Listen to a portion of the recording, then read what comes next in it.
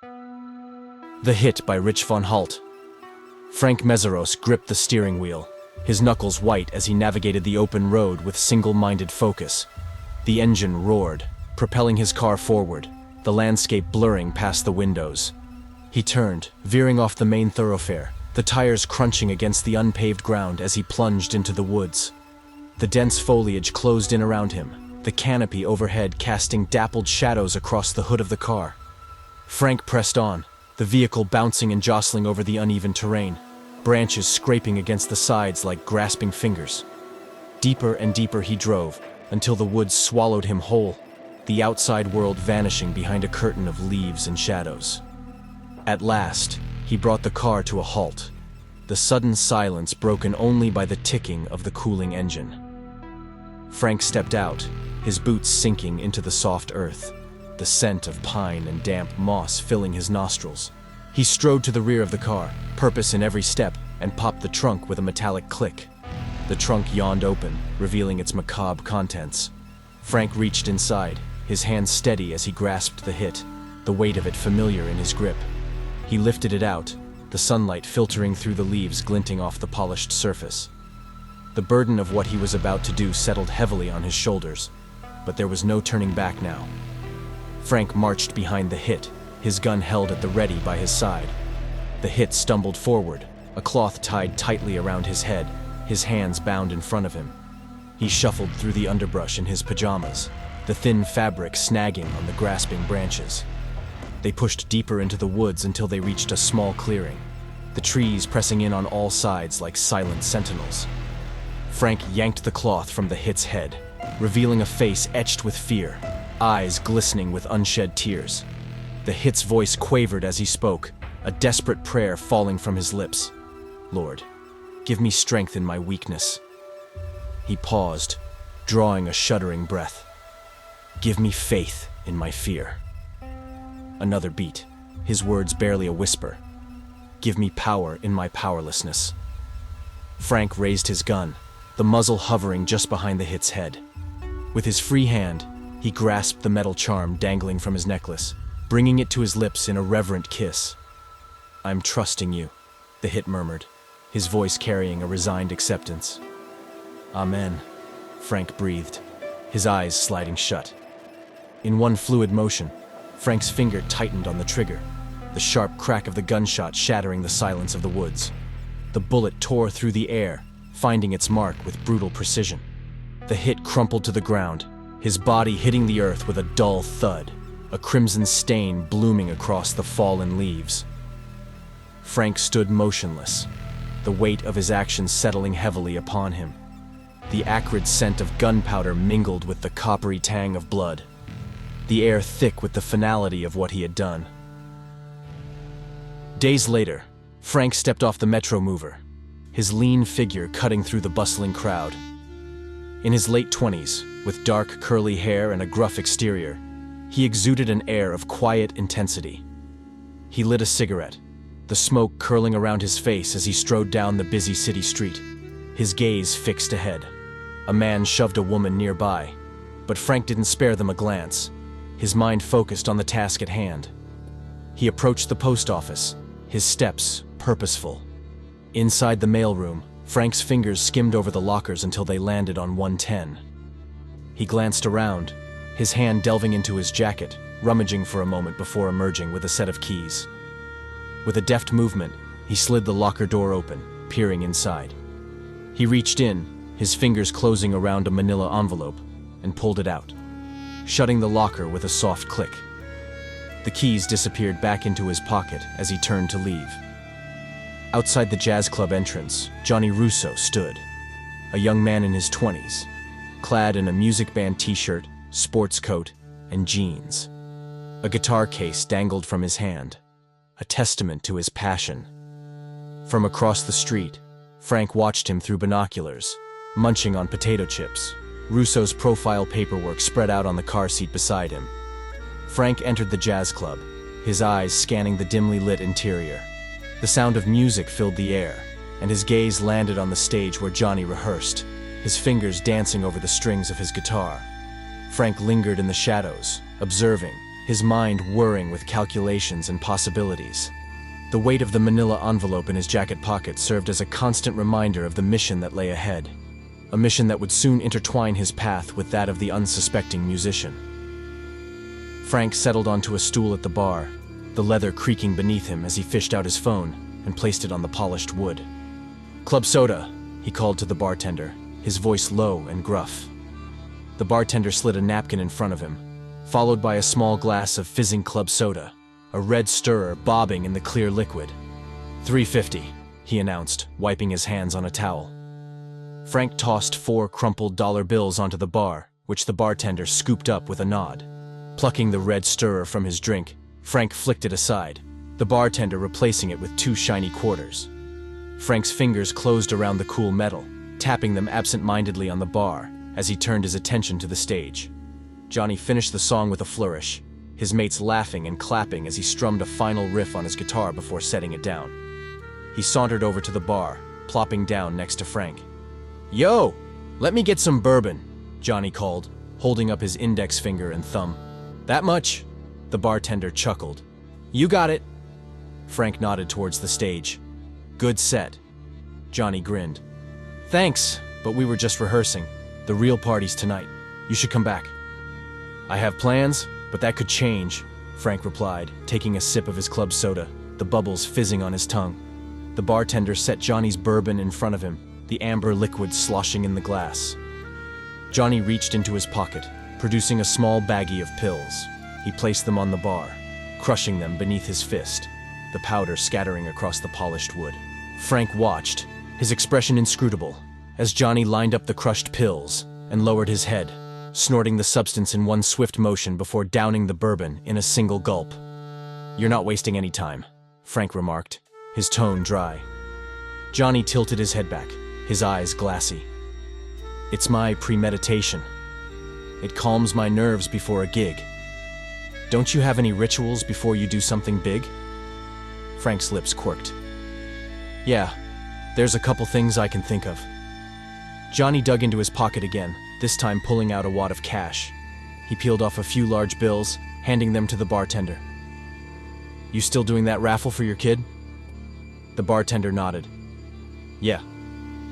"Well, here, take this for the bourbon and the rest is for your kid," Johnny said, pressing the money into the bartender's hand. "Thanks, man," the bartender replied, shaking Johnny's hand. "Good looking." Johnny turned to Frank. "All right, man. Hope to see you tonight." "Sure thing," Frank said, raising his glass in a mock salute as Johnny sauntered out of the bar. Frank's phone vibrated, the screen lighting up. He answered, his voice curt. "Yeah?" In a hospital across town, Nurse Sophie, a young African-American woman, sat behind a desk, the phone pressed to her ear. "I'm looking for Frank Meseros?" "Who's this?" Frank demanded, his brow furrowing. "I'm calling from Baptist Hospital. I need to speak with Mr. Meseros regarding his father." "Yeah, this is he. What about?" Frank interrupted, his grip tightening on the phone. Nurse Sophie's voice softened. "He has slipped into a coma." Frank sat in stunned silence, his gaze fixed on a distant point, the weight of the news settling heavily upon him. The world seemed to fade away, the laughter and chatter of the bar receding into the background as a cold, sinking feeling took hold in the pit of his stomach. His father, the man who had shaped him, the man he had both loved and resented, now lay helpless in a hospital bed, his fate uncertain. Frank's mind raced, a million thoughts and emotions battling for dominance as he struggled to process the gravity of the situation. Now in the hospital, Frank sat motionless, his gaze fixed on a distant point, as his father, Max Meseros, lay in the hospital bed before him, the steady beep of the machines the only sound in the room. The door swung open, and Nurse Annie, an older Caucasian-American woman, entered, startling at the sight of Frank. "Oh, pardon me," she said, her voice soft as she made her way to the bedside, checking the machines with practiced efficiency. "You're the first to come visit," she remarked, glancing at Frank. "Are you related?" "I'm his son," Frank replied, his voice flat, devoid of emotion. Nurse Annie studied him, a flicker of surprise in her eyes. "You know he's still conscious. If you want to read to him or just talk, you can. Frank shook his head. We weren't much of a talking family. That's too bad, Nurse Annie said, her tone tinged with sympathy. She paused, considering her next words. Well, if you don't want to talk to him, you can always visit the chapel just to clear your head. This can be a bit much to take in at first. We weren't much of that either, Frank said, his gaze still fixed on his father's motionless form. Much of what? Nurse Annie asked, curiosity lacing her voice. Religious, Frank replied, his tone clipped. Nurse Annie smiled, a gentle, understanding curve of her lips.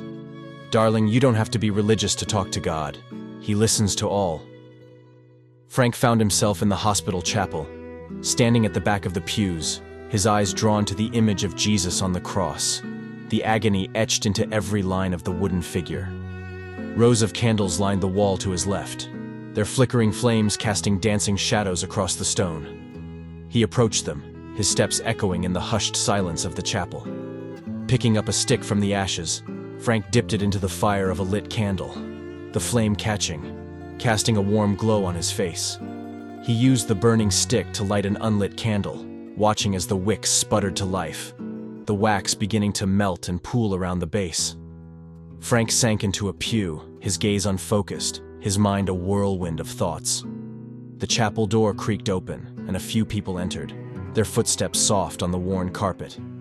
Frank blinked, drawn back to the present, his hand reaching into his coat pocket. His fingers closed around a worn photograph, and he pulled it out, his eyes falling on the image of himself and the man he just killed, captured in a moment long past. Frank's eyes glazed over, lost in the labyrinth of his own thoughts, the photograph trembling in his grip. Later that day in Max's apartment, ice cubes clattered into an empty glass, the sound sharp in the stillness of the kitchen.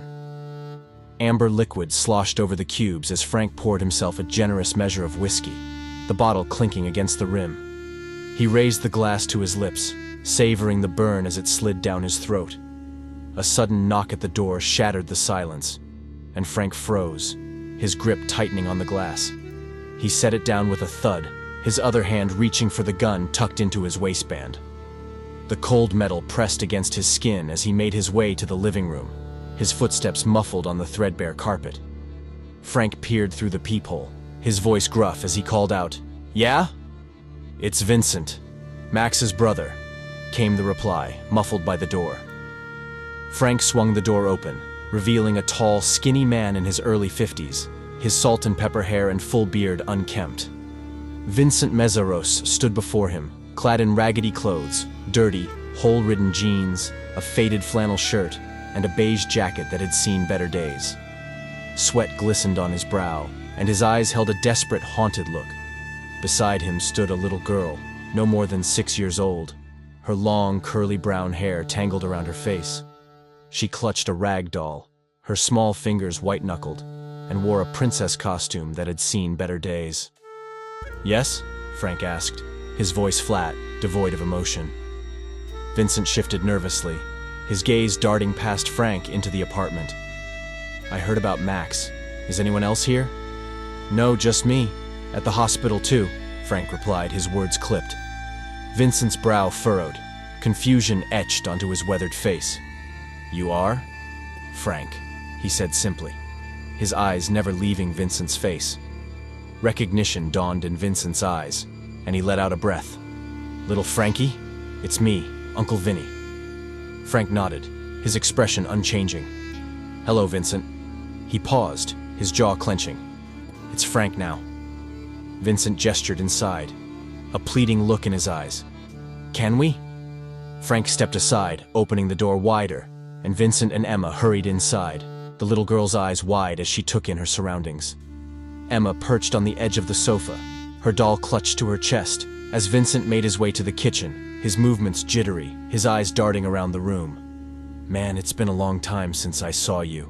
You must have been..." Vincent turned, his gaze falling on Frank and Emma, who stared at each other in silence. "Emma's age," he finished lamely. Vincent crossed the room, his hand coming to rest on Emma's shoulder.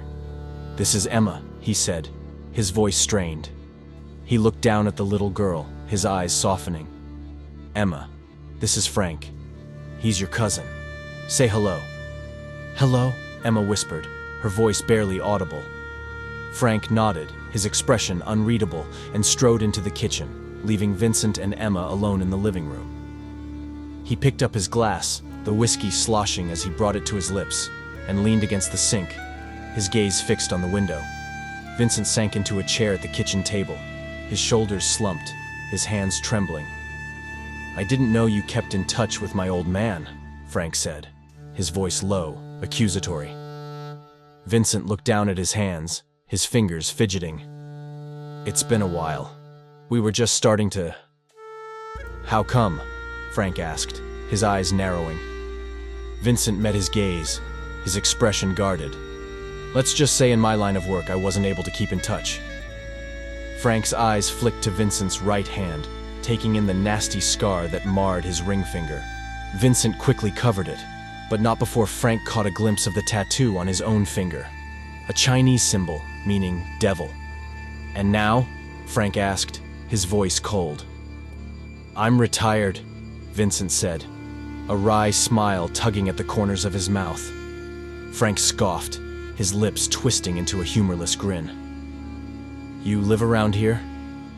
"Yeah, there. I work a lot, so—" Frank shrugged, his gaze drifting to the boxes stacked in the corner. "I'm just clearing some stuff for my dad." Vincent leaned forward, his elbows resting on the table. "You still playing guitar?" "No, I'm in insurance now," Frank replied, his voice flat. "What happened?" "Your dad was always so proud of you when you were playing," Vincent said, his brow furrowing. Frank took a swig of whiskey, the liquid burning his throat. "I just stopped. I never got as good as I wanted to get." "Well, your dad always said you'd be a big hit one day. You must make a killing in insurance," Vincent said, his tone laced with envy. "Yeah, something like that," Frank muttered, pulling up a chair and sinking into it. He reached for the bottle of whiskey, pouring himself another generous measure. Vincent's eyes followed the bottle, his tongue darting out to wet his lips. Frank caught the look and raised an eyebrow. "You want?" Vincent shook his head, his gaze flicking to Emma, who sat quietly on the sofa, playing with her doll. "I better not." Frank shrugged, sipping his whiskey, the silence stretching between them. "You gonna be around for a while?" Vincent asked, his voice hopeful. Frank shook his head. "Probably not." Vincent leaned in, his voice dropping to a conspiratorial whisper. "Frank, I need a favor. I'm having a hard time staying afloat right now. I'm running a little behind on the rent. You think you can spot me a few?" Frank hesitated, his fingers drumming on the table. He reached into his pocket, pulling out 2 crumpled $100 bills. "Is this good?" Vincent snatched the money, his eyes lighting up. "I don't get my check till next Tuesday." "Don't worry about it," Frank interrupted, standing abruptly and gesturing to the door. They made their way to the entrance, Vincent's steps faltering. "Can I ask you for another favor?" Frank raised an eyebrow, his expression wary. "You think you can keep an eye on Emma for a minute? My landlord's a real—" "Can't!" Frank began, but Vincent cut him off. "You'd be really helping me out," he pleaded, his eyes desperate. Frank glanced at Emma, who sat quietly, her eyes wide and innocent. "Frank!" "That's enough!" Frank snapped, his voice rising. "I haven't seen you in a long fucking time." Vincent held up his hands, backing away. All right, calm down." He turned to Emma, his voice strained. "Emma, let's go." Frank yanked the door open, and Vincent hurried out, his footsteps echoing in the hall. Emma followed, pausing in the doorway. "Bye," she whispered, her voice small. Frank didn't answer, slamming the door shut behind them. He leaned against it, his eyes closing, his breath coming in short, sharp bursts. "That mother—" A soft knock interrupted his thoughts, and he swung the door open, his voice harsh. "What is it now?" Emma stood alone, her arms wrapped tightly around her doll, her eyes wide and frightened. "Where's your dad?" Frank demanded, his brow furrowing. "He said for me to stay here," Emma whispered, her bottom lip trembling. Frank stared at her for a long moment, his jaw clenching. He closed the door, turning to lean against it, his head in his hands. That mother. He took a deep breath, steeling himself, and opened the door once more. Emma looked up at him, a tentative smile on her face, and Frank felt something stir in his chest. He sighed, stepping aside to let her in. Frank and Emma sat across from each other in the cramped kitchen, the silence broken only by the soft rustling of Emma's rag doll as she played.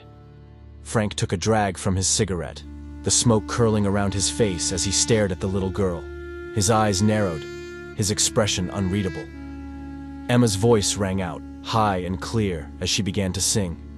Little Miss Muffet sat on a tuffet. Frank watched her, his brow furrowing as she continued, her voice rising and falling with the melody. Eating her curds and whey, Emma sang, her fingers dancing over the worn fabric of her doll. She placed the rag doll on the table, its button eyes staring blankly at Frank. He recoiled slightly, his lip curling in disgust at the sight of the tattered toy. Along came a spider who sat down beside her, Emma continued, her hands and face pointing towards the ceiling, her eyes wide with excitement. And frighten Miss Muffet away, she shouted, her voice echoing in the small room. Emma burst into laughter, her hands clapping together in glee. Frank ashed out his cigarette, the embers glowing briefly before fading to gray. Emma held up her rag doll, its limp form dangling from her fingers. This is Dolly, she announced, her voice proud. She took the doll's hands, waving them at Frank, a bright smile on her face. Frank stared back, his expression blank, his eyes devoid of emotion. Where are you from? Emma asked, her head tilting to the side, her gaze curious. Detroit, Frank replied, his voice gruff. Where's that? Emma questioned, her brow furrowing. Frank reached into his pocket, pulling out a couple of cigarettes and placing them on the table. He tapped the table with his finger, his voice low and serious. We are here right now, and I am from all the way up here, he said, his finger tracing an invisible line. Emma nodded, her eyes wide. Where's your wife? She asked, her voice innocent.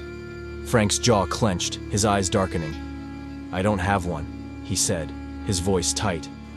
Why? Emma pressed, her head tilting to the side. It's complicated, Frank muttered, his gaze sliding away from hers. What about kids? Emma asked, her voice bright with curiosity. No, Frank said, his voice flat. Why? Emma repeated, her eyes searching his face. Frank let out a humorless laugh, his lips twisting into a wry smile. Can't have one without a wife, he said, his voice bitter. Not true, Emma said, her voice firm. Very true, Frank countered, his eyes meeting hers, a challenge in his gaze. Emma smiled at him, her eyes crinkling at the corners. Frank studied her for a moment, his expression unreadable. Does your dad always leave you alone? He asked, his voice low. Uh-huh, Emma replied. Where does he go? Frank pressed, his eyes narrowing. I don't know, Emma said, her voice small. What do you do if you need something? Frank asked, his brow furrowing. Emma reached into her pocket, pulling out a small pink flip phone. She held it up, her voice proud. My dad got me this. He calls me mostly. Frank stared at the phone, his expression unreadable. Emma met his gaze, her eyes wide and innocent. So, what do we do now? Frank asked, his voice flat. Emma shrugged her shoulders, her rag doll clutched to her chest. The two of them stared at each other as they sat in the cramped kitchen. The first thing Frank can think of was going to the track. The horses entered the paddock one by one, their hooves clopping against the hard-packed earth, their coats gleaming in the afternoon sun. Emma sat in the stands, her eyes wide with wonder, her rag doll clutched tightly to her chest. She watched as the horses walked in a circle, their tails swishing, their manes rippling in the breeze. Frank appeared beside her, his face set in a grim line. He tucked 2 ticket stubs into his pants pocket, his other hand gripping a rolled-up paper. He sat down heavily, his eyes fixed on the horses. Horses are so pretty, Emma breathed, her voice filled with awe. I love how beautiful their hair is. Ooh, look at that one. She pointed to a particularly striking horse, its coat a deep, rich chestnut. A buzzer sounded, harsh and sudden, and the horses began to file out of the paddock. "Where are the horses going?" Emma asked, her brow furrowing. "Come on," Frank said, his voice gruff. "The race is about to start." He stood abruptly, striding towards the racetrack, his shoulders hunched. Emma scrambled to her feet, watching as the last horse disappeared. "Hey, wait for me!" she called, her voice small and lost in the din of the crowd. Emma made her way down the ramp to the seats, her steps faltering. She glanced left and right, her heart hammering in her chest, panic rising in her throat. The stands loomed around her, a sea of unfamiliar faces, the noise deafening.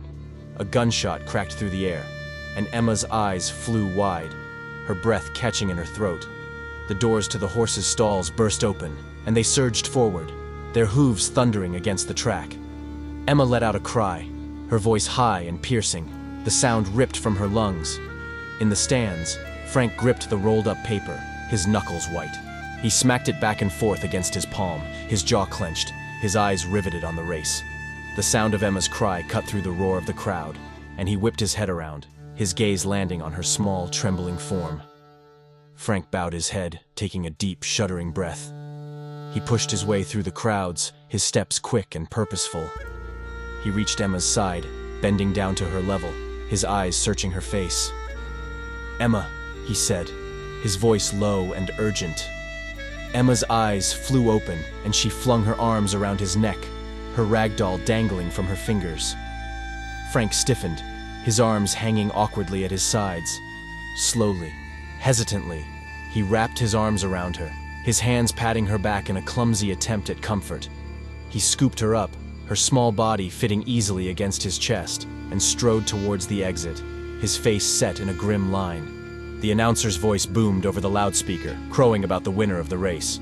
"And that's it, folks! The winner is lucky number 6, Doc Holliday, ladies and gentlemen. Come to the ticket booth to collect your earnings." Frank reached into his pocket, pulling out the crumpled ticket stubs. He glanced at them, his lips twisting into a bitter smile, before tossing them into a nearby trash can. He shifted Emma in his arms, her head lolling against his shoulder, and walked out of the racetrack, leaving behind the noise and chaos. Frank and Emma perched on a bench outside Yogurt Urway, the sun beating down on their backs. Emma dug into a large container of yogurt, the creamy confection piled high, a mountain of sweetness. Her rag doll sat between them, its button eyes staring blankly into the distance. Frank took a drag from his cigarette, his other hand holding a small cup of yogurt ice cream, the condensation beating on the plastic. Emma giggled as she ate, her laughter bright and carefree. Frank glanced at her, his brow furrowing. "What's so funny?" "Frankie," Emma said, her voice sing-song, her eyes sparkling with mischief. "Huh?" Frank grunted, his confusion evident. "Frankie," Emma repeated, her giggles intensifying. "My dad called you Frankie. I'm going to call you Frankie." Frank's lips twitched, a hint of amusement in his eyes. "You picking on me?" Emma swung her legs, her feet kicking the air as she shoveled another spoonful of yogurt into her mouth. Frank watched her, his gaze thoughtful. "Do you have a nickname?" he asked, his voice low. "Yep," Emma replied, her mouth full. "And what is it?" Frank pressed, his curiosity piqued. "Emma," she said. A smile tugged at the corners of Frank's mouth, and he extinguished his cigarette in his melting ice cream, the embers hissing as they met the cold. "Frankie, can you take a picture of me and Dolly?" Emma asked, her voice hopeful. Frank stared at her, his eyebrows raised in surprise. Emma pulled out her phone, holding it out to him, her eyes pleading. "Please," she said, her lower lip jutting out in a pout. Frank hesitated for a moment before taking the phone, his fingers fumbling with the unfamiliar device. "Okay," he said, his voice gruff. He held up the phone, squinting at the screen as he adjusted the camera. "Ready?" Emma struck a pose, her smile wide and genuine, her rag doll clutched to her chest.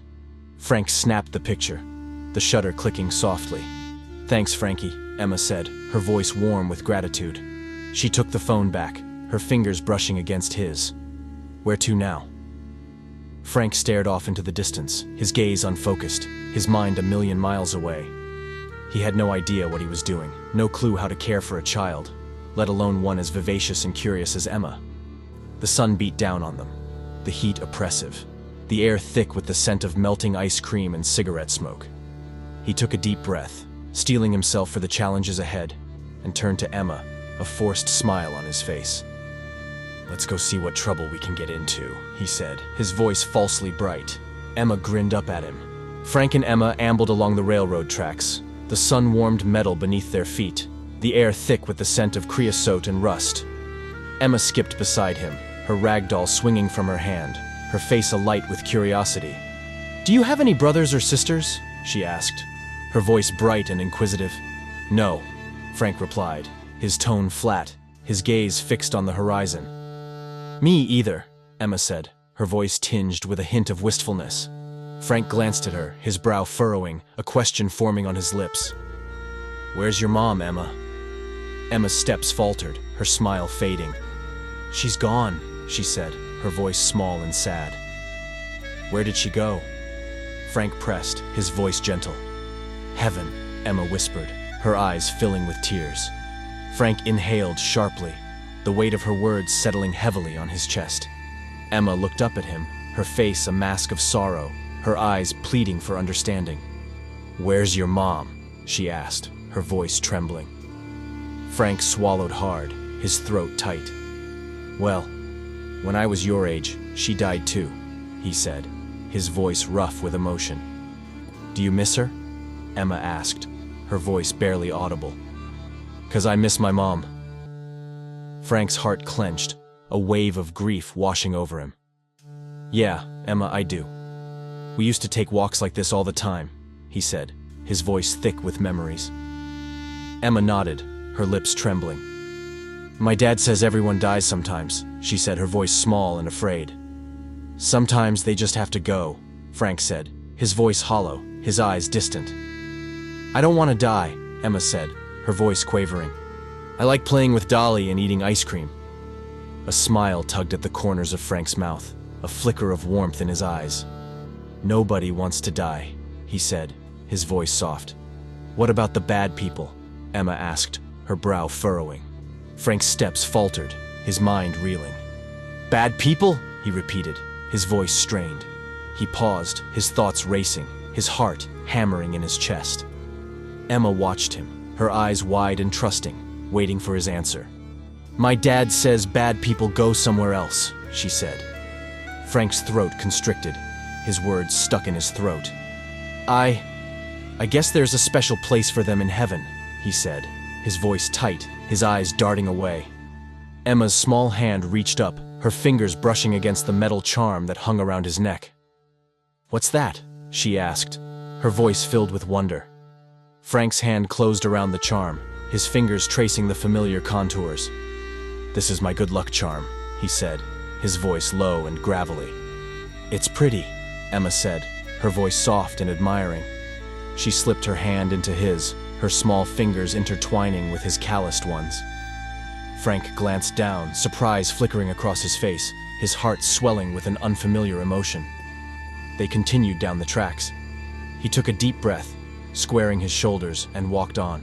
Emma raced towards the swing set, her laughter ringing out across the park, her rag doll bouncing against her hip. Frank followed behind, his steps slow and measured, his mind a million miles away. "Come on, Frankie, push me," Emma called, her voice bright and pleading. Frank sank onto a nearby bench, his shoulders slumping, his face drawn and tired. "Emma, I'm going to take a break," he said, his voice low and gruff. Emma darted to his side, her small hands tugging at his arm, her eyes wide and imploring. "Come on, please," she begged, her lower lip jutting out in a pout. Frank turned away, a sigh escaping his lips, his resolve wavering. Emma's grip tightened, her voice rising in pitch. "Please," she wheedled, her tone whiny and insistent. With a huff of resignation, Frank allowed himself to be pulled to his feet, following Emma to the swing set. She clambered onto the seat, her face alight with excitement. "Frankie, can we take a picture first?" she asked, her voice breathless with anticipation. Frank took the phone from her outstretched hand, his fingers fumbling with the unfamiliar device. "All right," he said, his voice gruff. He paused, a hint of a smile tugging at the corners of his mouth. Say cheese. No, not just of me, Emma said, her voice firm. Let's do it together. Frank raised the phone above their heads, his arms stretching to capture them both in the frame. Okay. 1, 2, 3, he counted, his voice low and steady. They smiled, their faces pressed together, the camera clicking softly. Frank handed the phone back to Emma, his eyes crinkling at the corners. Let's get this going, he said, his voice gruff but warm. He moved behind the swing set, his hands grasping the chains, his muscles tensing as he began to push. Emma squealed with delight, her hair whipping in the wind, her face alight with joy. Higher! Higher! She cried, her voice rising above the creak of the swings. You want to go higher?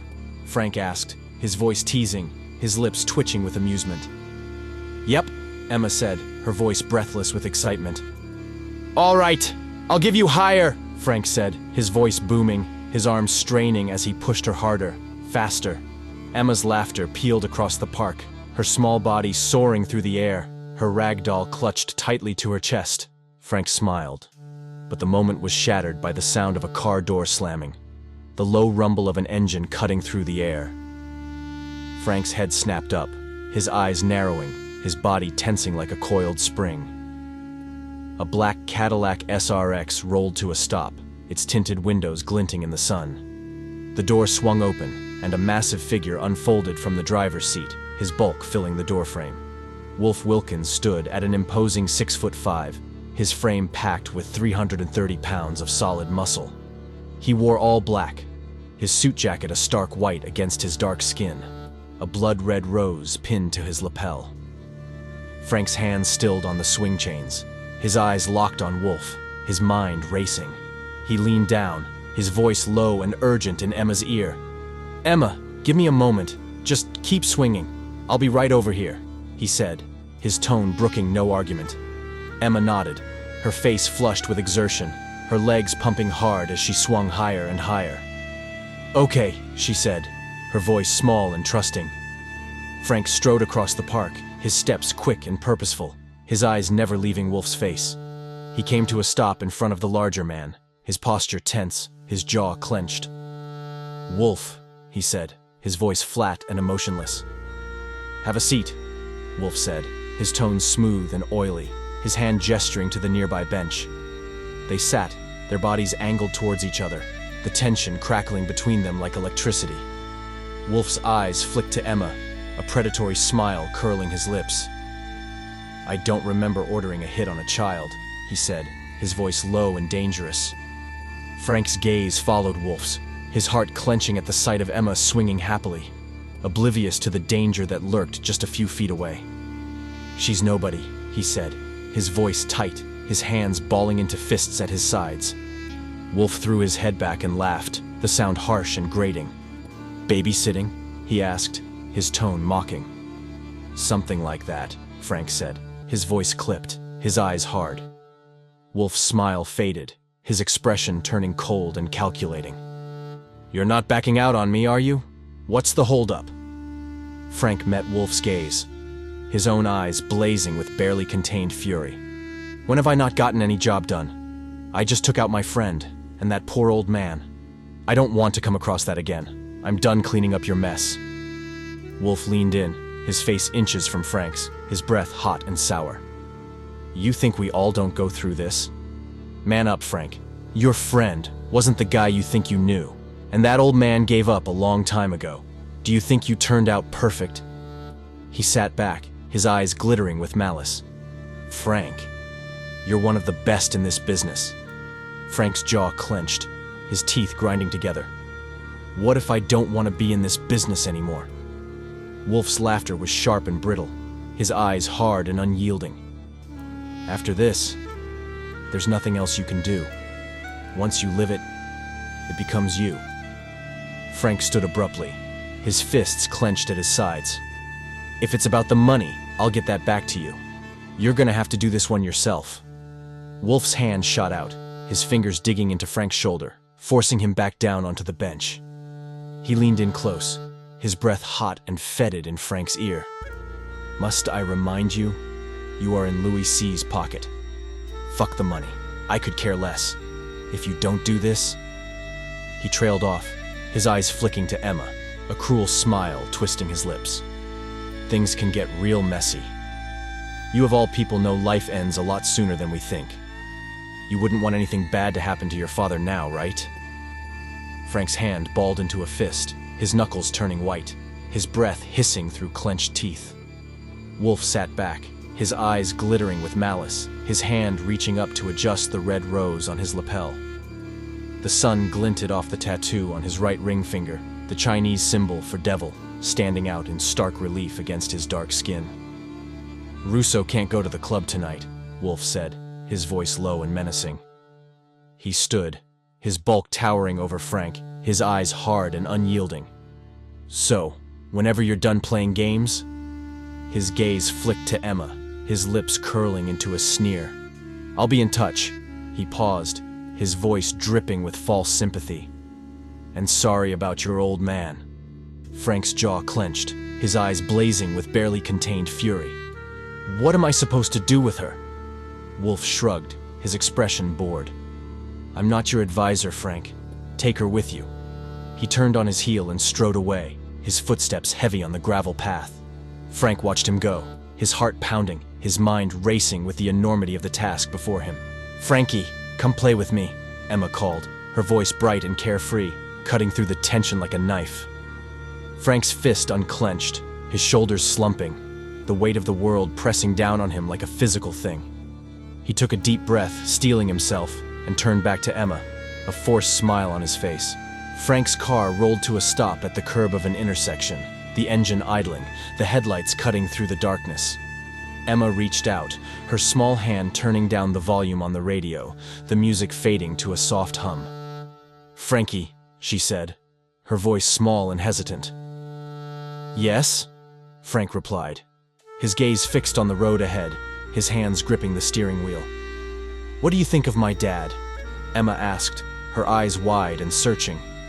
Frank paused, his brow furrowing, his mind racing. "Your dad?" he said, his voice low and thoughtful. "Well, I barely know him." He glanced at Emma, his expression softening. "Why? What do you think of him?" Emma's face fell, her lower lip trembling. "I don't like him," she whispered, her voice barely audible above the hum of the engine. "Why do you say that?" Frank asked, his voice gentle, his eyes searching her face. "Well, he doesn't like to go to the park or eat ice cream or take pictures," Emma said, her voice small and sad. Frank nodded, his expression thoughtful. "And that's important to you," he said, his voice low and understanding. "Yes," Emma said, her voice firm, her eyes shining with unshed tears. "So, you want him to be a part of your life?" Frank said, his voice soft and sympathetic. "Yes," Emma said, her voice rising, her words tumbling out in a rush. "I would like him to be there all the time. Not just some of the time, all the time." Frank's heart clenched, a wave of emotion washing over him. "I see. And this is important because you love him," he said, his voice thick with understanding. "Wouldn't you love it if your dad wanted to be around you all the time?" Emma asked, her voice small and hopeful. Frank swallowed hard, his throat tight. "He does," he said, his voice rough with emotion. "And doesn't that make you feel good?" Emma pressed, her eyes wide and trusting. Frank's grip tightened on the steering wheel, his knuckles turning white. "I wouldn't know. I barely see him," he said, his voice flat and emotionless.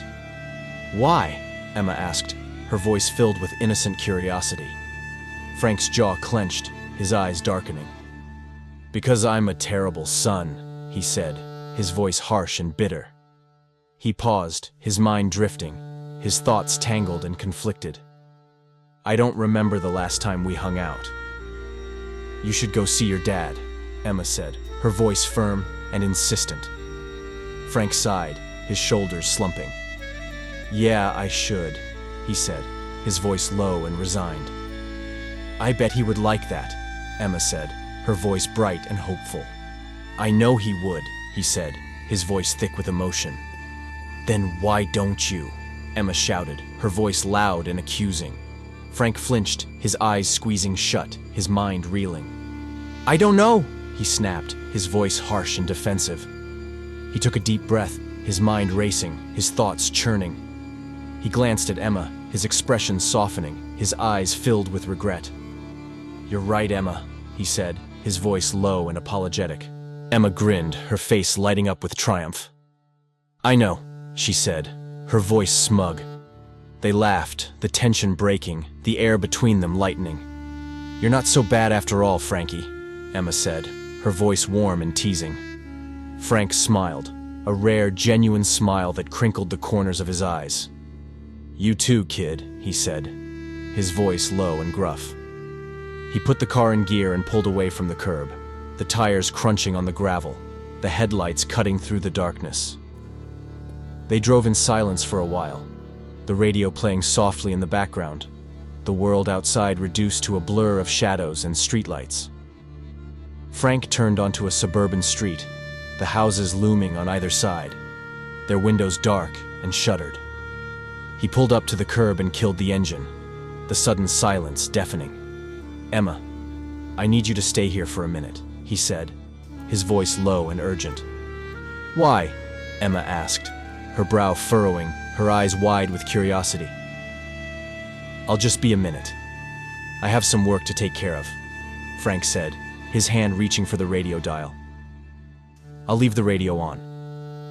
"Okay," Emma said, her voice small and uncertain. She hesitated, her hand reaching for her rag doll. "Take Dolly," she said, her voice pleading. Frank took the doll, his expression skeptical. He glanced at it, his lips twitching with amusement, before tossing it into the back seat with a grin. "Hey," Emma protested, her voice indignant. They laughed. Frank climbed out of the car, his steps heavy on the pavement. He made his way to the trunk, his movements quick and purposeful. He popped the lid, his eyes scanning the contents, his hand reaching for a hidden compartment. He pulled out his gun, the metal cold and heavy in his hand, and attached the silencer with a soft click. He glanced around, his eyes darting from side to side, his senses on high alert. The street was empty, the houses dark and silent, the only sound the soft whisper of the wind through the trees. In the car, Emma unbuckled her seatbelt, her small body wriggling as she clambered into the back seat. She picked up her rag doll, her face serious, her eyes shining with determination. "You go with Frankie," she whispered, her voice fierce and protective. "Keep him safe." She tucked the doll into Frank's duffel bag, her small hand zipping it closed with a soft snick. She climbed back into the front seat, her legs swinging, her voice rising in a soft, tuneless song as she stared out the window, waiting for Frank to return. Frank slammed the trunk closed, the sound echoing in the still night air. He strode to the driver's side door, his hand reaching for the handle. He yanked the door open, his movements quick and abrupt. He reached into the back seat, his hand closing around the soft fabric of a blanket. "In case you get cold," he said, his voice gruff, his eyes avoiding Emma's questioning gaze. He grabbed his duffel bag, the weight of it heavy in his hand. He closed the door with a soft click, his footsteps fading into the night.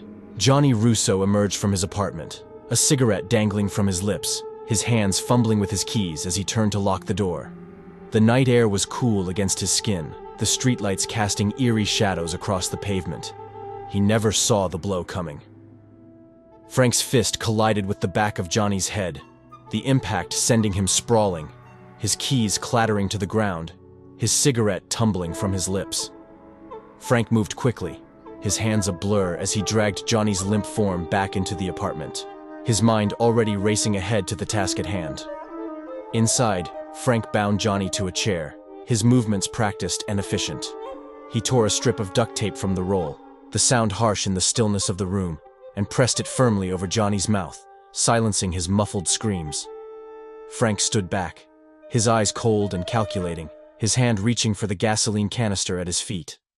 He unscrewed the cap, the sharp scent of fuel filling the air, and tipped the canister over Johnny's head, the liquid splashing onto his face, his hair, his clothes.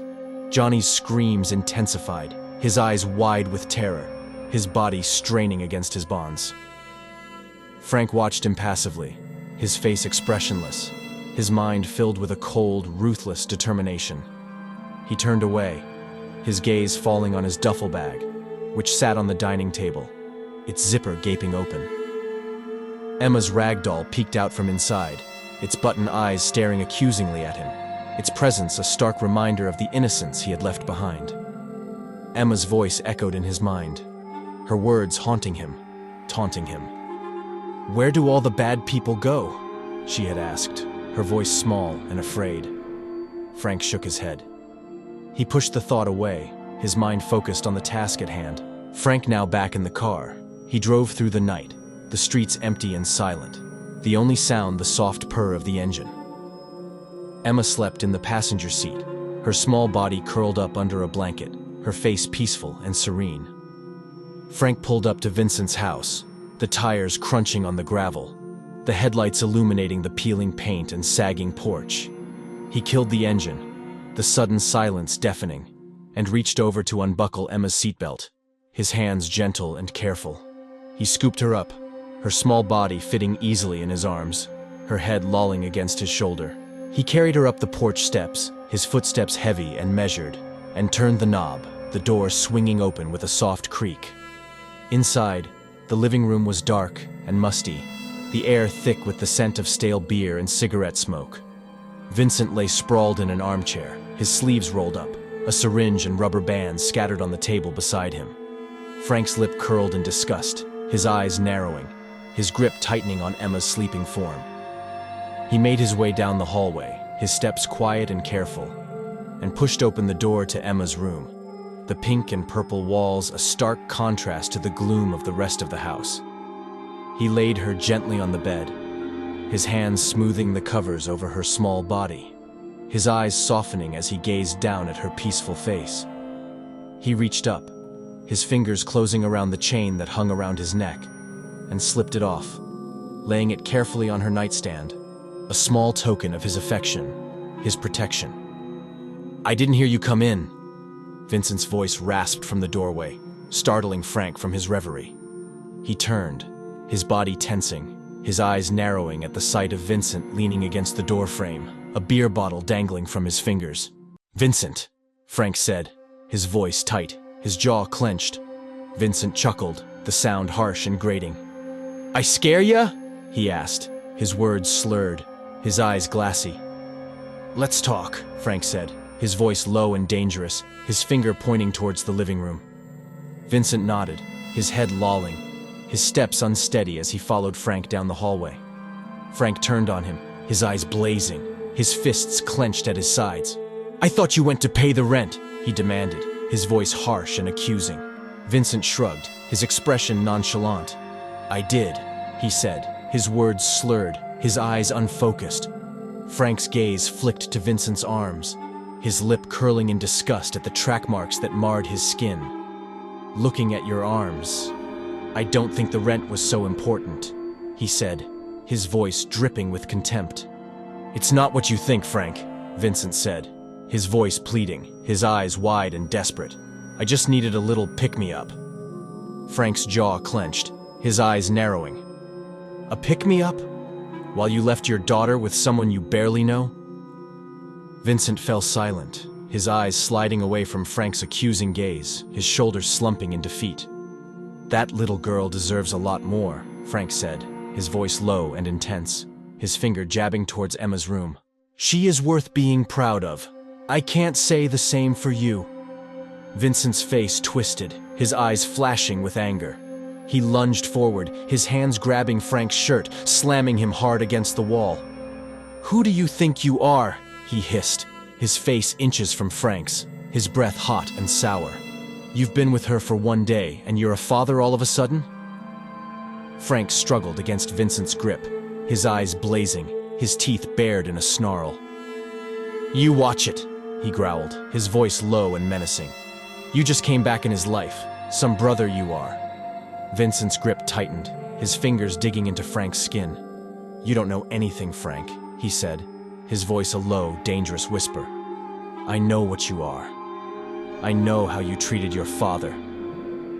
Frank's eyes flicked towards Emma's room, his heart clenching at the sight of her small form standing in the doorway, her eyes wide and frightened.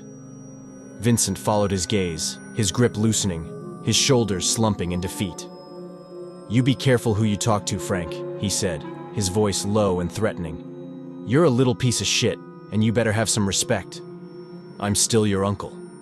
Frank pulled away, his jaw clenched, his eyes hard and unyielding. He strode towards the door, his hand reaching for the knob, his mind already racing ahead to the task that lay before him. "Just because you're living the high life right now doesn't mean it won't come to an end," Vincent called after him, his voice harsh and mocking. "Frankie, don't go." Emma's small voice cut through the tension, her words pleading, her eyes filled with tears. Frank turned, his heart twisting in his chest, his eyes softening as he knelt to her level, his arms opening wide. She ran to him, her small body colliding with his, her arms wrapping tightly around his neck. They held each other for a long moment, Frank's eyes squeezing shut, his throat tight with emotion. He pulled back, his hands gentle on her shoulders, his eyes searching her face. "Emma, I have to go," he said, his voice low and rough, his heart heavy with the weight of his words. She nodded, her lower lip trembling, her eyes filled with a wisdom beyond her years. Frank stood, his hand reaching for the door, his jaw clenched with determination. "Roll down your sleeves, Vincent," he said, his voice cold and hard, his eyes never leaving his uncle's face. Vincent stared back, his expression unreadable, his eyes glittering with malice. Frank turned on his heel and strode out into the night, the door slamming shut behind him, the sound echoing in the stillness of the house. The next morning, Frank cut through the water, his arms slicing through the surface of the ocean waters, his legs kicking powerfully beneath him. He swam with a fierce determination, his mind focused on the rhythm of his strokes, the burn of his muscles, the pounding of his heart. As the sun began to rise, painting the sky in shades of pink and gold, Frank emerged from the water, his body glistening with droplets, his chest heaving with exertion. He tilted his face towards the warmth of the sun, his eyes drifting closed, his hand reaching up to push his hair back from his forehead. For a moment, he allowed himself to simply be, to exist in the peace and solitude of the early morning. The weight of his responsibilities and his past temporarily lifted from his shoulders. At the hospital, Nurse Annie walked down the hospital hallway, her footsteps echoing on the linoleum floor, her mind already racing ahead to the tasks that lay before her. She approached Max's room, her hand reaching for the door handle, but something made her pause, her brow furrowing as she peered through the small window. Inside, Frank stood at the foot of his father's bed, his shoulders hunched, his head bowed over a piece of paper clutched in his hands. His voice was low and rough, the words spilling from his lips with a raw, painful honesty. "I asked you out. You said yes. I felt blessed. We dated for a while, then got married in style. A couple of years went by and we tried, and finally it was too hard to hide. Your stomach was growing with child." Frank's voice cracked, his eyes squeezing shut, his throat tight with emotion. He took a deep, shuddering breath, his fingers tightening on the paper, the words blurring before his eyes. "Every day I'm excited, not only for our new son, but that you're the one he will call Mom. I cannot wait to take him to a ball game, to call him by his name, to give him everything he will wish to have. For I am the one he will call Dad." Frank folded the paper with trembling hands, his jaw clenched, his eyes glistening with unshed tears. He looked down at his father's still form, his heart twisting in his chest, the weight of his regret and his guilt pressing down on him like a physical thing. "Mom gave me this before she passed," he said, his voice low and rough, his eyes fixed on Max's face. "She would always tell me about how you couldn't wait for me to get here." He paused, his throat working, his hands clenching and unclenching at his sides. "I always felt you didn't like me, like I was a burden on you. For a long time, I thought I had done something which made you hate me." Frank's voice broke, his shoulders slumping, his head bowing under the weight of his emotions.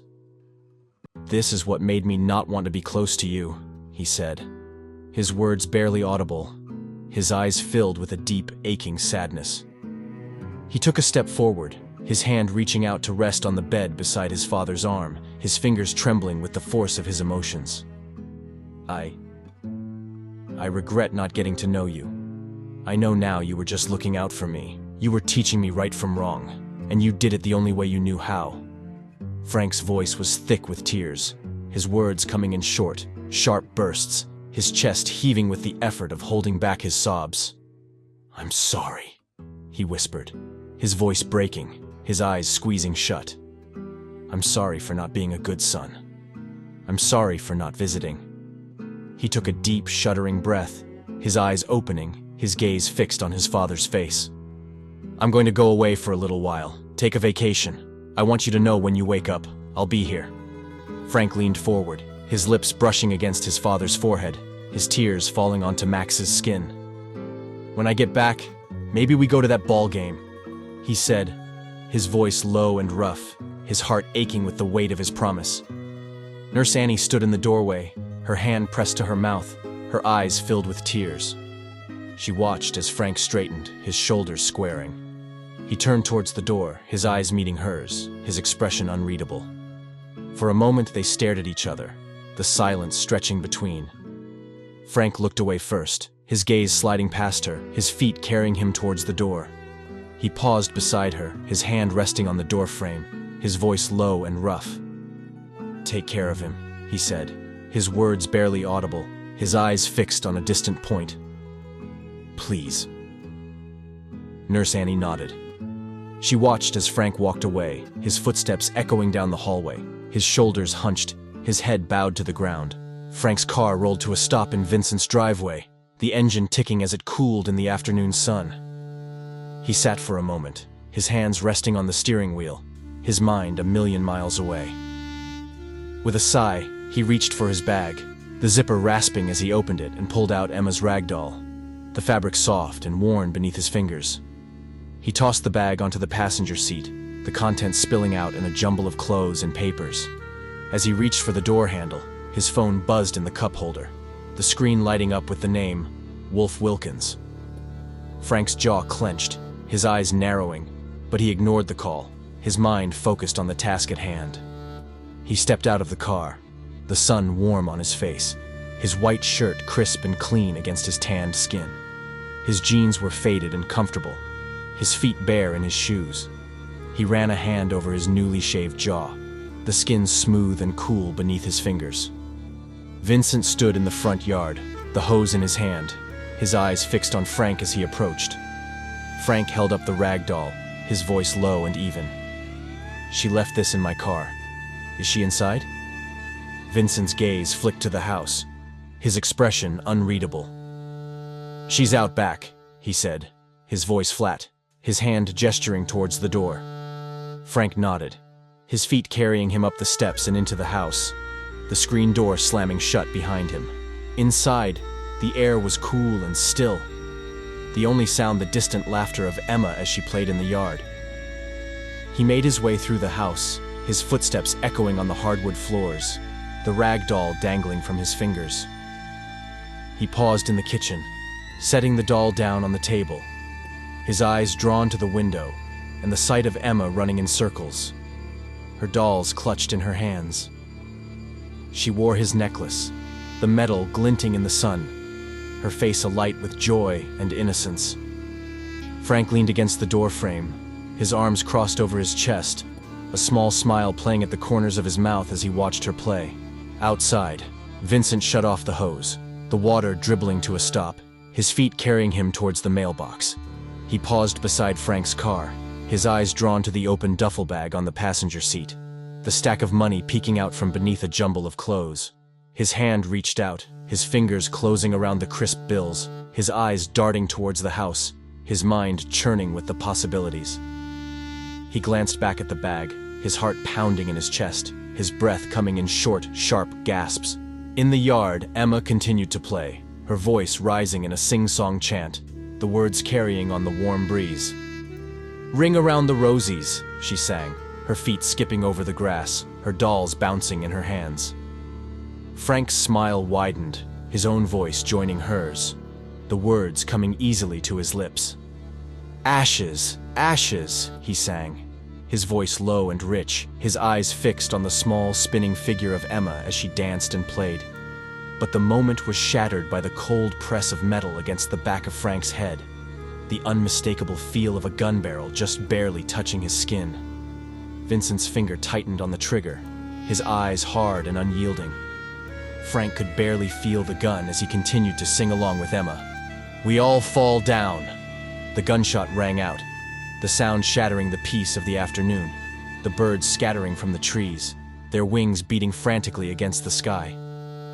Frank's body jerked, his eyes wide with shock and pain, his mouth opening in a silent scream as the bullet tore through his flesh and bone. He crumpled to the ground, his blood staining the grass, his life ebbing away in a crimson tide. Vincent stood over him, the gun smoking in his hand, his face a mask of hatred and rage.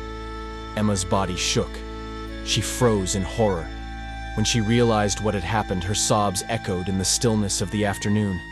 The rag doll lay forgotten on the kitchen table, a silent witness to the tragedy that had unfolded, a reminder of the love and light that had been snuffed out in an instant, never to be rekindled again.